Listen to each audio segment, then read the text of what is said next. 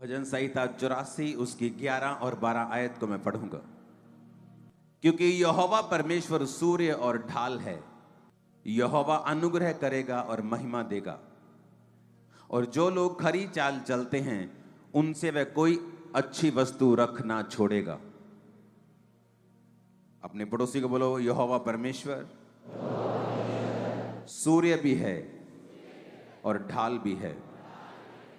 English में लिखा, for the Lord God is a sun and shield, the Lord will give grace and glory, no good thing will be withhold from them that walk uprightly. अगर ये एक वचन हमें समझ आ जाए, पूरी जिंदगी हमारी सफल हो सकती है। उसने कहा यहोवा परमेश्वर सन है, सूर्य है और ढाल है। क्यों कहा सूर्य? क्योंकि एक सूर्य आपको रोशनी देता है।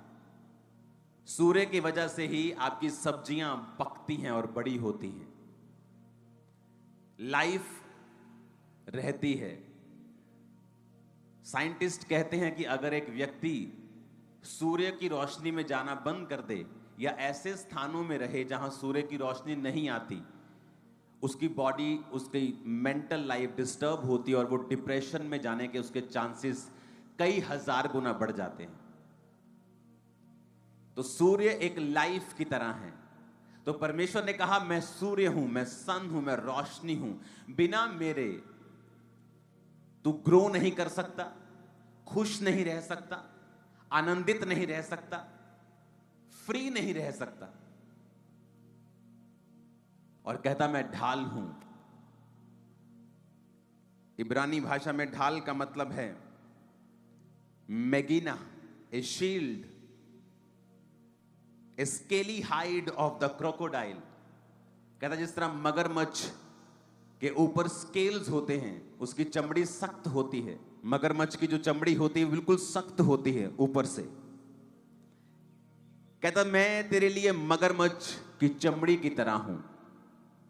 पुराने समय में लोग जो वॉरियर होते थे, लड़ाई करने वाले होते थे, वो मगरमच्छ की चमड़ी को उतार कर अपने सीने पर लगा के जाते थे, क्योंकि ये उनके लिए शील्ड का काम करती थी।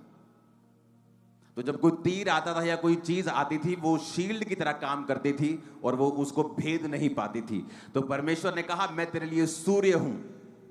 अगर तू, मैं तेरे जीवन में हूंगा तो सारी चीजें ग्रो करेंगी, डिप्रेशन खत्म होगा, चिंताएं खत्म होंगी, बोझ खत्म होगा, तू ग्रो भी करेगा। और मैं तेरे लिए शील्ड भी हूं, the scaly hide of the crocodile. इब्रानी भाषा में बाइबल लिखी गई, पुराना नियम। कहता मैं तेरे लिए मेगिना हूं, a shield, a scaly hide of the crocodile. मैं तेरे लिए डिफेंस हूं, मैं तेरे लिए एक सुरक्षा हूं। अगर मैं तेरे जीवन में हूंगा तो उस तरह से तेरे जीवन में शैतान काम नहीं कर पाएगा जिस तरह वो दूसरे लोगों के जीवन में करता है। परमेश्वर ने कहा मैं सूर्य हूं, मैं ढाल हूं, यहोवा अनुग्रह करेगा और महिमा देगा। परमेश्वर कहता मैं अनुग्रह करूंगा, मैं ग्रेस दूंगा। जिस चीज के तू काबिल नहीं होगा उस जगह को मैं तुझे और तेरे परिवार को दूंगा। जो पदवियां तेरे पहुंच के परे होंगी, तू उन पदवियों के ऊपर होगा। तू सिर होगा और पूंछ नहीं होगा। तू अपने काम में, तू अपने बिजनेस में, तू अपनी जॉब में, अपने घर में, अब मोहल्ले में और रिश्तेदारी में मैं तुझे ऊंचा करूंगा और तुझ पर अनुग्रह करूंगा। और क्या कहता महिमा दूंगा, मैं तुझे इज्जत दूंगा, मैं तेरी इज्जत को बढ़ाऊंगा। आगे कहता है जो लोग खरी चाल चलते हैं उनसे वो कोई अच्छी वस्तु रख ना छोड़ेगा। आज अच्छी वस्तुओं के लिए लोग चोरियां करते हैं, डाका डालते हैं, मार देते हैं एक दूसरे को, कब्जे कर लेते हैं एक दूसरे की जगह के ऊपर अच्छी वस्तुओं के लिए। और परमेश्वर कहता है आसानी के साथ ही, अगर तू मेरे साथ खरी चाल को चलेगा, तू मेरे साथ अगर राइट तरीके से अपराइटली चलेगा। अपराइटली का मतलब है तामीम। तामीम इब्रानी भाषा में कहता without blemish, complete, full, perfect, sincerely, without spot, undefiled, upright. कहता अगर तू मेरे साथ ऐसा चलेगा कि तेरे जीवन के ऊपर कोई भी धब्बा नहीं होना चाहिए, व्यभिचार एक धब्बा है, चोरी एक धब्बा है, शैतान के सामने झुक जाना एक धब्बा है, परमेश्वर के अलावा और भी जगहों पर सिर झुकाना एक धब्बा है। परमेश्वर कहता अगर तू विदाउट ब्लेमिश चलेगा, कंप्लीट चलेगा, फुल चलेगा, परफेक्ट चलेगा, सिंसियरली चलेगा, कहता दुनिया की कोई खरी वस्तु मैं तुझसे दूर नहीं रखूंगा, तेरे कदमों में रखूंगा। हर खरी वस्तु, हर बेस्ट चीज परमेश्वर ने कहा। कहता दुनिया की हर खरी वस्तु जिसके लिए दुनिया फाइट कर रही है, देश फाइट कर रहे हैं, कहता मैं तुझे ऐसे ही दे दूंगा। देश फाइट कर रहे हैं, लोगों को लगता है फलाना देश फलाने के साथ लड़ पड़ा, वो लड़ाई नहीं है, वो तेल की लड़ाई है, मिनरल्स की लड़ाई है मेरे भाई। वो सोना, वो कॉपर, वो लोहा, वो खनिज जो उनके देशों से निकलते हैं, ये उस चीज की लड़ाई है। कहीं कंफ्यूज मत रहना कि एक देश दूसरे के साथ लड़ता क्यों है। अच्छी चीजों के लिए लड़ाई हो रही है, बुरे तरीके के साथ, शैतानी तरीके के साथ, लेकिन अच्छी चीजों के लिए कि हमें मिल जाए। पढ़ के देखो, वर्ल्ड वॉर 1 क्यों हुई, 2 क्यों हुई? कब्जा करने के लिए, क्योंकि उस देश पर तेल निकलता है, मुझे वो देश चाहिए। फलाना कहता नहीं मैं उस देश पर कब्जा करूंगा, मुझे वो तेल चाहिए जो जमीन से निकल रहा है। और परमेश्वर कहता है जो लोग खरी चाल चलते हैं, इंटेग्रिटी के साथ, without blemish, without spot, complete, full, perfect और सिंसियरली, कहता मैं कोई खरी वस्तु, उसने ये नहीं कहा दुनिया की कुछ खरी वस्तुएं, कहता मैं कोई खरी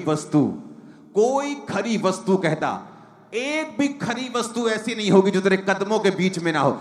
सारी खरी वस्तुएं कहता मैं तेरे कदमों में रख दूंगा। कोई भी अच्छी वस्तु, कहता no good thing will be withhold for them that walk uprightly, कहता जो लोग खरी चाल चलते हैं, वॉक अपराइटली, तामीम, खरी का मतलब तामीम, ट्रुथ के साथ, विदाउट ब्लेमिश, विदाउट स्पॉट, कोई धब्बा नहीं जिनकी जिंदगियों के ऊपर। कहता मैं कोई खरी वस्तु रख नहीं छोड़ूंगा। वो तुम्हारी फैमिली हो, पार्टनर हो, बिजनेस हो, सेवकाई हो, हर एक खरी वस्तु परमेश्वर कहता मैं तुझे दूंगा जो लोग खरी चाल चलते हैं। कितना आसान है परमेश्वर से लेना, और हमने कितना मुश्किल बना दिया है, क्योंकि पेशेंस की कमी है। हमें हर चीज फास्ट चाहिए, हर चीज तेजी से चाहिए। आज उन रेस्टोरेंट्स के ऊपर सेल ज्यादा है जो जल्दी डिलीवर कर देते हैं। अंदर जाओ 3 मिनट में चलो चिकन की बाल्टी, अंदर जाओ 3 मिनट में चलो बर्गर, 3 मिनट में चलो ये चीज, 3 मिनट में सैंडविच। उनकी सेल ज्यादा है, लेकिन जो अच्छी चीजें खिलाते हैं और टाइम लगता है उनकी सेल कम है, क्योंकि दुनिया का पेशेंस जो है वो खत्म हो रहा है। उन्हें हर चीज जल्दी चाहिए, हर चीज फास्ट चाहिए। और परमेश्वर कहता जो मेरे साथ खरी चाल चलते हैं, जो चल के दिखाते हैं, प्रूफ करते हैं अपने आप को कि मैं तेरे साथ चल रहा हूं, दुखों में भी, परीक्षा में भी, आसानी में भी, मुश्किल में भी, हर मौसम में, हर तरीके से प्रभु मैं तेरे साथ चल रहा हूं। परमेश्वर ने कहा दुनिया की कोई ऐसी वस्तु नहीं है, नो गुड थिंग विदहोल्ड, कोई खरी वस्तु मैं तुमसे रख नहीं छोड़ूंगा, सारी तेरे पास होंगी। अब्राहम की जिंदगी को देखो, क्या था जो उसके पास नहीं था? भेड़ें उसके पास थी, ऊंट उसके पास थे। उन दिनों में वही ट्रांसपोर्ट का जरिया होते थे। उन दिनों में क्या होता था? आज के दिन में क्या है? गाड़ी, बंगला, पैसा, बैंक बैलेंस। उन दिनों में क्या होता था? बैंक्स नहीं होते थे। उन दिनों में कौन बैंक बैलेंस था? भेड़ें कितनी हैं, ट्रांसपोर्ट, ऊंट कितने हैं, गधे कितने हैं, खच्चर कितने हैं, जमीन कितनी है। अगर आप अब्राहम को पढ़ें तो वो ऐसा व्यक्ति था कि राजा लोग, जो बड़े बड़े राजाओं को, बड़े बड़े किंगडम को हरा के आते थे, अब्राहम को हरा नहीं पाते थे। और ये नहीं अब्राहम के पास बहुत तगड़ी आर्मी थी, लेकिन जब वो लड़ने के लिए गया, लूत को छुड़ाने के लिए, तो 318 कुशल और सिखाए हुए लोगों को लेके गया। लेकिन परमेश्वर उसके संग था। उसने खरी चाल को साबित किया। क्योंकि जब परमेश्वर ने कहा कि अब्राहम अब मैं तुझे बेटा दूंगा जो तेरे निज बेटा होगा, जो तेरी वाइफ से जन्मेगा, उसने कहा परमेश्वर अब कहां बेटा होगा, मेरी वाइफ के मासिक धर्म बंद है और मैं बूढ़ा हो चुका हूं, अब इश्माइल तेरी दृष्टि में बना रहे। यह विश्वास होने के बावजूद भी कि अब उसका निज पुत्र नहीं होगा जो परमेश्वर ने वायदा किया था, अब्राहम फिर भी परमेश्वर के साथ खरी चाल को चल रहा था। क्या आप खरी चाल चल रहे हैं परमेश्वर के साथ? और खरी चाल का मतलब क्या है? इंटेग्रिटी के साथ, truth without blemish, complete, full, perfect और सिंसियरली लिखा कि परमेश्वर के साथ चलना। दाऊद सिंसियरली परमेश्वर के साथ चला, उससे व्यभिचार हुआ, मिस्टेक्स हुई, उसको सजा मिली, लेकिन उसकी सिंसियरिटी ये थी कि वो परमेश्वर के साथ ही रहना चाहता था। और शाऊल सिंसियर नहीं था क्योंकि उसे लोगों की परवाह थी कि लोगों के बीच में मेरी छवि खराब ना हो जाए। शमूएल तो मेरे साथ चल, लोगों के बीच में मेरी छवि खराब ना हो जाए, परमेश्वर के निगाह की मुझे कोई परवाह नहीं। तो परमेश्वर ने कहा अब तेरा राज्य खत्म हो जाएगा। जो लोग खरी चाल चलते हैं, परमेश्वर ने कहा उनसे मैं कोई भी अच्छी वस्तु रखूंगा नहीं। क्या आपको यह वचन आपके दिल में जा रहा है कि नहीं जा रहा? इमेजिन करो परमेश्वर क्या कह रहा है आपको। कहता कोई खरी वस्तु मैं तुझे ऐसी नहीं होगी ना दूंगा, हर खरी वस्तु मैं तुझे दूंगा। एवरी गुड थिंग तेरे पास होगी जो लोग खरी चाल चलते हैं। उसने ये नहीं कहा जो लोग बहुत चालाक होंगे, उसने कहा अगर तू खरी चाल चले, विदाउट स्पोर्ट, बिना किसी लांछन के, बिना किसी धब्बे के, फुल इंटेग्रिटी के साथ, ट्रूथ के साथ, कंप्लीट, परफेक्टली, सिंसियरली अगर तू मेरे साथ चले, तो प्रभु ने कहा मैं कोई अच्छी वस्तु तेरे घर में ऐसी नहीं होगी कि ना हो, तेरे जीवन में ऐसी नहीं होगी ना हो। चाहे वो तेरी मैरिज हो, चाहे वो तेरी फैमिली हो, चाहे वो तेरी बिजनेस हो, चाहे वो तेरा कुछ भी हो। अगर आज प्रभु को मानने के बाद ये चीजें बिगड़ी भी हुई हैं, मैं आपको बता रहा हूं, अगर आप यहोवा के साथ खरी चाल चलेंगे, ये सब चीजें आने वाले इन 3 सालों में आपके पास होंगी। सब चीजें, कुछ भी ऐसा नहीं होगा जो आपके पास नहीं होगा। अगर आप ये रेमा वचन बना लेते हो, अगर आप इसे रेमा वचन बना लेते हो कि यार परमेश्वर कह रहा है कोई खरी वस्तु जो मुझे ऐसा लगता है कि मुझे अमेरिका जाके मिल सकती है, जो मुझे ऐसा लगता है कि मैं कनाडा में नहीं पहुंचूंगा तो मुझे नहीं मिल सकती,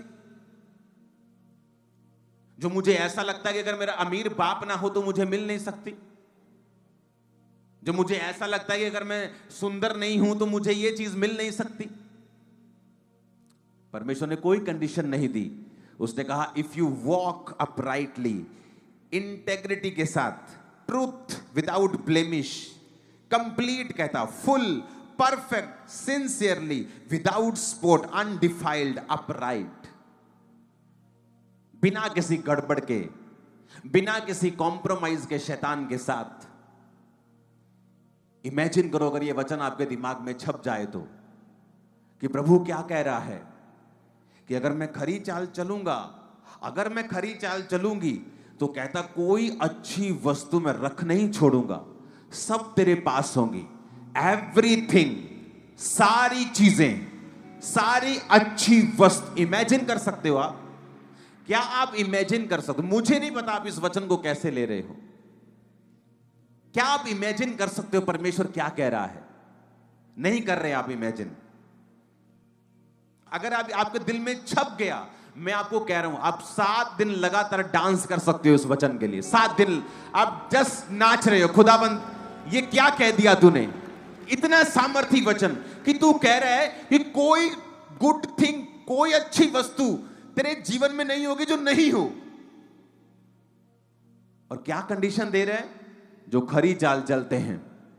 अच्छा, तो मुझे अपना सारा ध्यान हटा के इस वचन पे लगाना है और अपनी चाल को खरा करना है। मैं बिजनेस में जा रहा हूं, क्या मेरी चाल खुदाबंद के वचन के अनुसार खरी है? कि वहां पर भी मैं झोल झमेले और गद्दारी और बेईमानी कर रहा हूं तो मेरी चाल खरी नहीं है। कि आप कैसे सोच सकते हैं आप नशा बेचते हो और आप खरी चाल में हो? ऐसा कभी नहीं हो सकता। आप बिजली चोरी कर रहे हो और आप खरी चाल में हो, ऐसा नहीं हो सकता। आप किसी के गिरने की कामना कर रहे हो, आप खरी चाल में हो, ये गलत है, आप गलत हैं, आप खरी चाल में नहीं हैं। विदाउट स्पॉट, विदाउट ब्लेमिश, उसने कहा, फुल परफेक्ट सिंसियरली। कहता अगर तुम मेरे साथ चलेगा, अगर आप इस वचन को समझ जाए, मैं आपको कह रहा हूं, गारंटी देता हूं, आप कभी दुखी नहीं होंगे। कहता हर अच्छी वस्तु, तुम्हें अच्छी वस्तु लगता है कि मेरा बेटा अगर सेट हो जाए, ये मेरी अच्छी वस्तु है, खुदावंद कहता मैं तुम्हें दूंगा। मेरा शरीर ठीक हो जाए, मैं तुम्हें दूंगा। कोई कहता अच्छी वस्तु तुझसे दूर नहीं होगी। जो लोग खरी चाल चलते हैं, अगर ये वचन समझ ही आ जाए इतना, और ये मेरे लिए रेमा वचन अगर बन जाए, जैसे मेरे लिए एक रेमा वचन बन गया था कि हे मेरे प्रिय भाइयों, हिया बांधो, दृढ़ रहो, क्योंकि तुम जानते हो मसीह में की गई मेहनत व्यर्थ नहीं है। ये मेरे लिए रेमा वचन था कि प्रभु ने खास मुझसे बात की है। मेहनत शुरू की, प्रेयर शुरू की, फास्टिंग 40 के बाद 40, लाइफ चेंज हो गई। क्या आप इसको रेमा वचन नहीं बना सकते? आप बना सकते हैं। आप प्रभु को कह सकते हैं, आज प्रॉब्लम क्या है? आप अपना बुरा केस जिसमें आपने गुनाह किए हैं, पाप किए हैं, एक अच्छे वकील को दे दो, हो सकता है वो आपको निर्दोष साबित कर दे। आप गुनहगार नहीं हैं, आपका वकील निकम्मा है, हो सकता है आप कोर्ट में गुनहगार साबित हो जाए। जाके देख लो जेलों में कितने लोग हैं जो इनोसेंट बंद हैं, जिनके कोई गुनाह नहीं किया। आत्मा में आप कैसे हैं?